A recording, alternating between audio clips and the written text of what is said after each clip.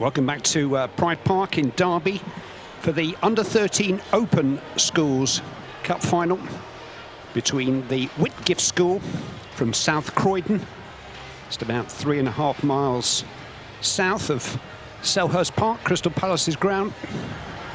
And their opponents are Thomas Telford School from Telford in Shropshire, midway between Wolverhampton and Shrewsbury. School style for Andrew Martin, the man in charge. Thomas Telford gets underway. Tyler Roberts. Here is Tipton, the captain, at right back. Barrett to Pierpont, the two centre-backs.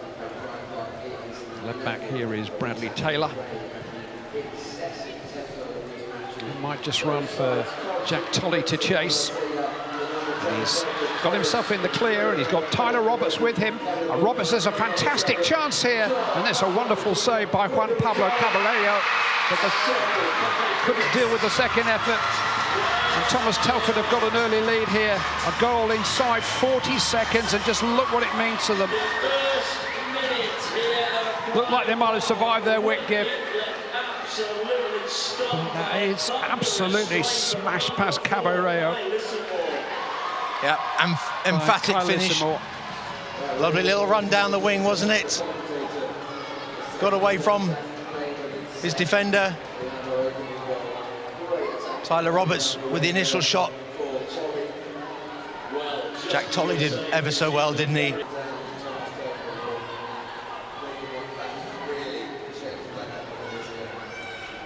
Theon Mooney been kept really quiet, hasn't he, so far?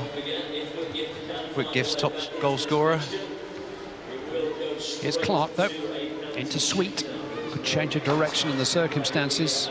He's carried the ball so well. There's a go, and he scored! James Sweet. It's a bad moment for Jack Stewart. Not a day for goalkeepers. And James Sweet, who in truth had Whitgift's best first half chance, just a speculative effort from range, and it slithered in past Jack Stewart. Well, watch it hit the ground just in front of him. Talked about, I think, the first half, how important it is to get the body behind the ball. And this time he doesn't get right behind it. And so often you see it. Just hits in front of the key group of supporters below us.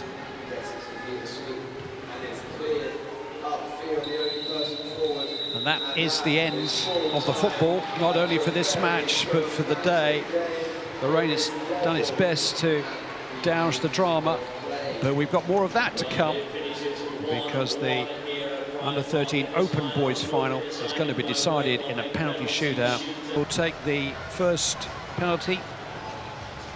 Centre-back is signed up with Fulham. He faced Arsenal in an Under-14 Cup final for Fulham just last weekend, so he knows big games. But this is a big moment for him. Oh, he's going to take it again. He's going to tell him to take it again. He took it before the whistle blew, before Jack Stewart, the keeper, was ready. So for the second time of asking, will he go the same way? Benjamin for Whitgift goes a different way this time, low to the keeper's right, but very decisive. It was a better penalty than the first one. Yeah, it was much better, because keeper got fingertips to the first. Thought for a moment he might save it. But Mackenzie Gulliver came on as a substitute in the second half of the game itself. There's Benjamin's penalty again. He'll take the first one for Thomas Telford against Juan Pablo Caballero, who's shown what he can do already. Gulliver, he's successful too. Yeah, good penalty. Good moment for him.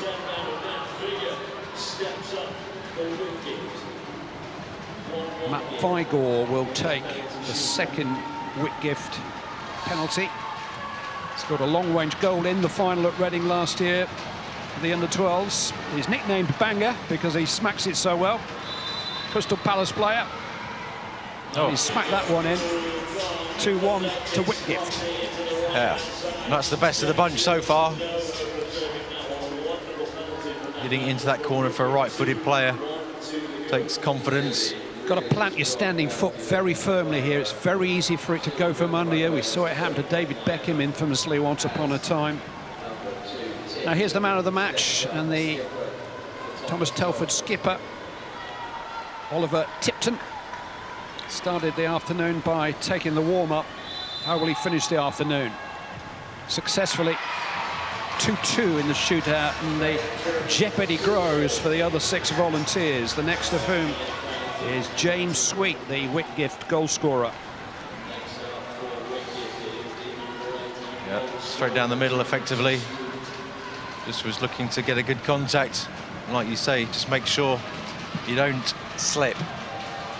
Sweet of Arsenal. Calmly done by James Sweet. Sends the keeper the wrong way. 5 penalties, 5 successes so far. I love the boys running forward. You can't just see out the pitch at the moment, dashing forward to take their penalties with a real intent. Sweet scored in the match, and so too did Kai Lissimore, who'll take the next penalty for Thomas Telford to make it 3-3 if he can. Lissimore beats the goalkeeper for the 2nd time this afternoon. Excellent Comes down penalty. to the last 4 takers. Thomas Blake, is it? Yeah, Thomas Blake was going to be next. It's the little legend, as he's fondly nicknamed. Probably the smallest player on the field. Anxious faces back at the halfway line. He just wanted to move it back. Maybe thought that there was a little divot there on the spot itself. Oh, and it's been well saved.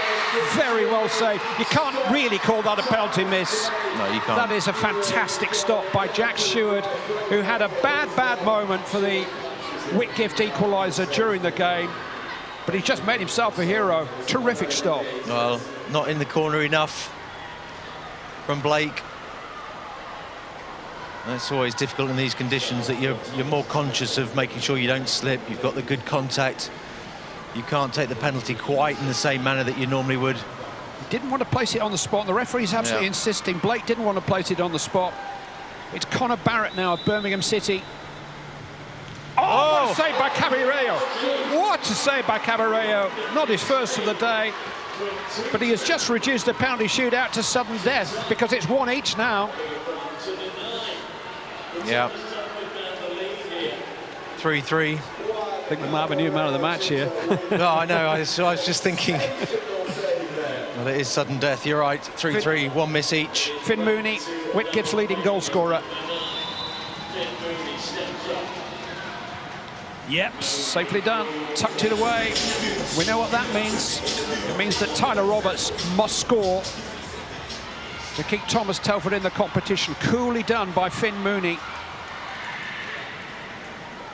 2 in the under-12 final at Reading last year. He didn't score in the match this year, but he scored a really critical penalty for Whitgift, and it's match point. Tyler Roberts has got to score, and does very coolly. And now we move to the players who didn't volunteer.